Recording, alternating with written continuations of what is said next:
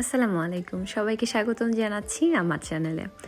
আজ আমি অনেক দিন পর আপনাদের জন্য কিছু ভিডিও নিয়ে এসেছি। ব্যস্ততার কারণে এত সময় ভিডিও দেওয়া হয়নি, বাট এখন থেকে চেষ্টা করব কিছু না কিছু ভিডিও আপনাদের সাথে শেয়ার করতে, যেমন রেসিপি বা কেক। যেহেতু আমি কেকের অর্ডার নিয়ে থাকি, তো আমার একটা কেকের বিজনেস আছে, তো প্রায় অর্ডার আসে। সো অর্ডারের কেকগুলো আমি আপনাদের সাথে শেয়ার করব। একদম ডিটেলসের রেসিপি দেওয়া পসিবল না, যেহেতু এটা আমার একটা বিজনেস, বাট চেষ্টা করব যতটুকু পারি ততটুকু আপনাদের সাথে শেয়ার করতে। তো এখানে আপনারা দেখতেছেন আমি একটা কেক বানাচ্ছি। সেটা হলো আমার ভাইয়ের বার্থডে ছিল, তার জন্য আমি কেক বানাচ্ছি। তো ওর ফেভারিট ফ্লেভার হলো চকলেট। সো আমি এখানে চকলেট কেক নিয়েছি, ময়েস্ট কেক। তার সাথে আমি দিয়ে দিচ্ছি একটা ফিলিং, ক্রাঞ্চি চকলেট গানাশ। তার সাথে ইউজ করছি আমি এখানে চকলেট বাটার ক্রিম। আমি ইউজুয়ালি অর্ডারের জন্য বাটার ক্রিম ইউজ করে থাকি। তো এখানে আমি আরেকটা ফিলিংয়ের জন্য সল্টেড ক্যারামেল করে নিচ্ছি। সল্টেড ক্যারামেল চকলেট ময়েস্টের সাথে একদম ভালো যায়। তো দেখতে পাচ্ছেন গানাশটা কত সুন্দর হয়েছে। চেষ্টা করব ইন দ্য ফিউচারে রেসিপি শেয়ার করতে। তো আমি এখানে শুধু সল্টেড গানাশটা ইউজ করব না, এখানে ক্রাঞ্চিনেসের জন্য এখানে আমি নাটস দিচ্ছি। সো আমি ক্যারামেলটা আর নাটসের সাথে সুন্দরভাবে মিক্স করে নেব।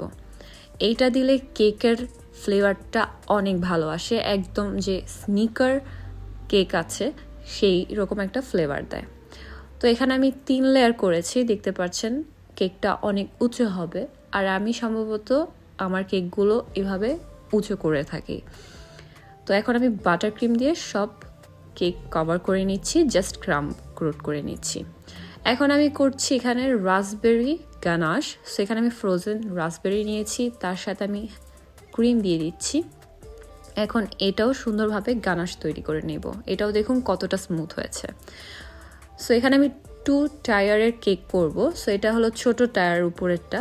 এখানে আমি রাসবেরি ফিলিং দিচ্ছি, আর এখানে আমি নিয়েছি কোকোনাট স্পঞ্জ কেক। তার সাথে আমি রাফায়েলো যে ক্যান্ডি পাওয়া যায় সেটা দিয়ে দিচ্ছি। এখন আমি কেক কাভারিংটা করব ব্ল্যাক বাটার ক্রিম দিয়ে।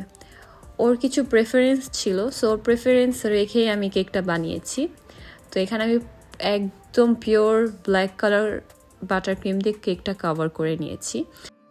তো এখানে আমি একটা স্টেন্সিল নিয়ে সুন্দরভাবে একটা ডেকোরেশন করে নিচ্ছি। ব্ল্যাকের মধ্যে আমি হোয়াইট ডেকোরেশনটা করছি। এটা দেখতে আরও বেশি ফুটে উঠবে আর দেখতেও ভালো লাগবে।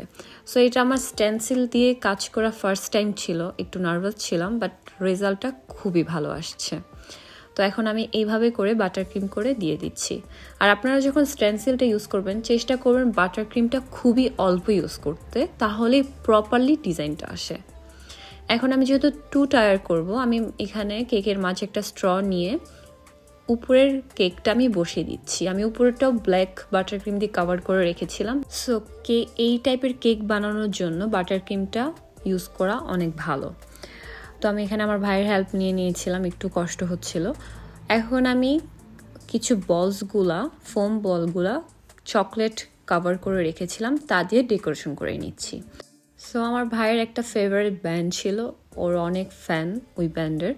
সো ও চেয়েছিল যে এই ব্যান্ডের কেকের থিম করতে হবে। তো আমি সেটাই ট্রাই করেছি, ভয়ে ছিলাম যে ওর পছন্দ হবে কি না বা কিছু, বাট আমি আমার বেস্টটা দিয়েছি। ও যখন এই কেকটা দেখেছে একদম টোটালি শক ছিল, কেন ওর এক্সপেকটেশন এত ছিল না। ও বলতেছিল যে আমি পারবো না বা কিছু, যেমন ছোট ভাইরা করে। সো এই তো আমার ফাইনাল রেজাল্ট। আমার কাছে কেকটা স্পেশালি অনেক ভালো লেগেছে, ইভেন ও অনেক পছন্দ করছে, যেহেতু ওর বার্থডে ছিল। সো ওর স্পেশাল দিন ওর স্পেশাল কেক পেয়েছে, অনেক খুশি হয়েছে। কেকটা ইজিলি 15 থেকে 20 জন খেতে পারতো, সো এতটা বড় হয়েছে। আর দেখুন ভিতরটা কতটা ইয়ামি লাগছে দেখতে, আর কম্বিনেশনটা একদম বেস্ট ছিল।